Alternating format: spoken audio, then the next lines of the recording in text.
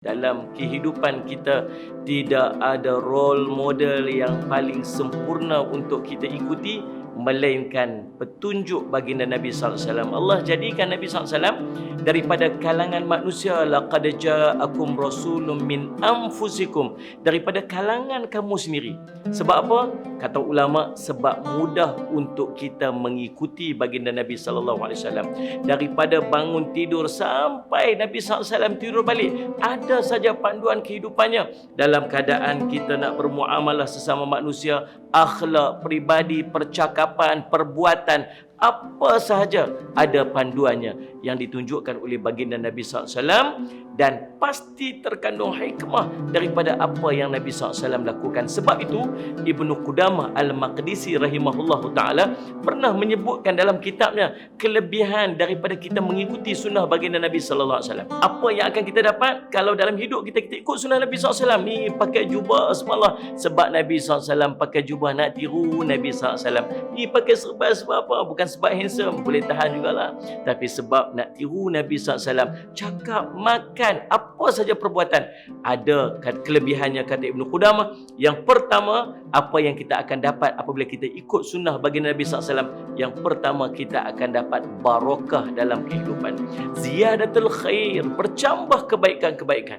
Yang sikit terasa banyak, yang kurang terasa cukup. Sebab apa? Sebab adanya barakah dalam kehidupan yang boleh kita harapkan ya Allah akan kurniakan kepada orang yang beramal dengan sunnah baginda Nabi sallallahu alaihi wasallam. Yang kedua, apa kata Ibnu Qudamah Al-Maqdisi rahimahullah taala? Dia akan meraih keredaan Allah dalam kehidupannya dunia hingga akhirat. Tuan-tuan, tidak ada benda yang kita harapkan dalam kehidupan kita melainkan redha Allah Subhanahu Wa Taala.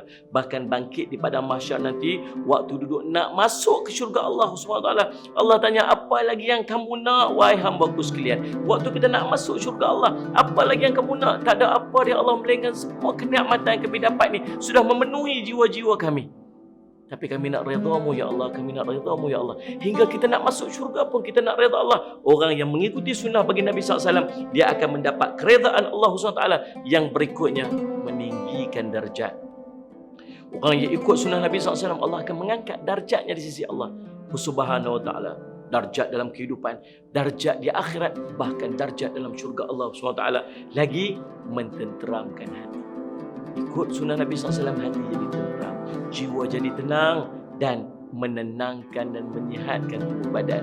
Subhanallah tuan-tuan, Nabi SAW suruh baring, cara Nabi SAW makan, cara Nabi SAW mengunyah, cara Nabi SAW berjalan, semuanya ada hikmah yang terkandung dan dibuat kajian. Rupa-rupanya Allahu Rabbi menyihatkan tubuh badan. Dan yang terakhir, subhanallah tuan-tuan, kita berjalan di jalan yang lurus dan syaitan tak suka kepada orang yang mengikuti sunnah baginda Nabi SAW.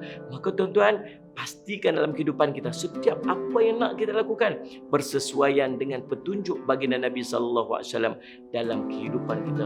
Kebaikan akan kita perolehi dunia hingga akhirat, insya-Allah. Dan ingat pesan Nabi SAW, balighu anni walau ayah, sampaikan daripadaku walaupun satu ayat, insya-Allah. Mudah-mudahan manfaat kepada kita dan manfaat kepada manusia seluruhnya, insya-Allah. Wallahu subhanahu wa ta'ala a'lam.